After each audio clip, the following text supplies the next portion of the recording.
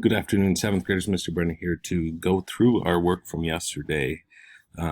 We are talking about parasitism, and when you went through this assignment, you read about it, got a little more in-depth understanding to know that it is a relationship that involves two organisms where one is on or inside another organism. The one that we call the host is the one that has that other organism on top of it. That other organism is called a parasite. Okay, so how does that differ? So what we needed to put in the reading check is, how does that differ from any other symbiotic relationship? It differs in that one organism is harmed in this relationship and one benefits, but in the other symbiotic relationships, either they both benefit or one benefits and one is just not bothered at all. It's just like, nah, whatever. All right.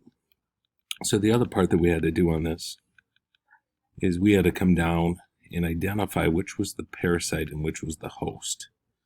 Okay, so in the one on the left, we have fish lice feed on the blood and other internal fluids of the fish. Eventually, the fish may quit eating and lose color from the stress caused by the lice. Disgusting, I know. So what we're going to have is the fish is going to be the host, and the parasite is going to be the fish lice, these two. Okay. On the second example, a bronchinoid wasp lays its legs under the skin of the tomato hornworm. After the larvae emerge, they form cocoons on the hornworm. As the larvae develop inside the cocoons, they feed on the insides of the hornworm. That sounds disgusting, I know. But our host is going to be the tomato hornworm, and the parasite is going to be the bronchinoid wasp. Okay, hopefully that makes sense.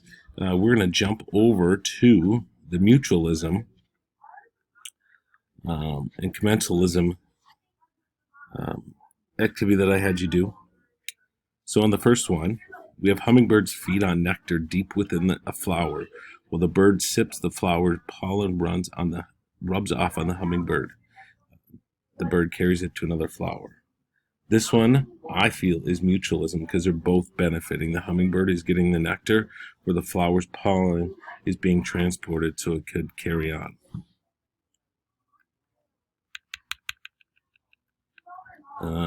Number two, I call this one number two. The banded mongoose feeds on ticks and other tiny animals that nestle in the warthog's fur and feed off the warthog.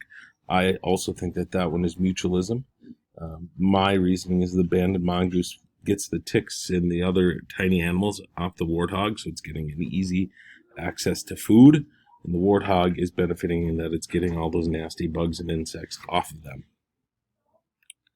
When we move down to number three, barnacles feed by filtering tiny organisms from the water. They grow on objects below the surface, such as piers and rocks, and attach themselves to whales. I feel this is commensalism because the barnacles, they get their thing, and the other objects are just like, meh, it doesn't really bother them one way or the other. And then the last one is remora attach themselves to the underside of a manatee ray with a suction cup like structure. Manatees are messy eaters, and the remora feed on the food scraps. I think this one is commensalism as well.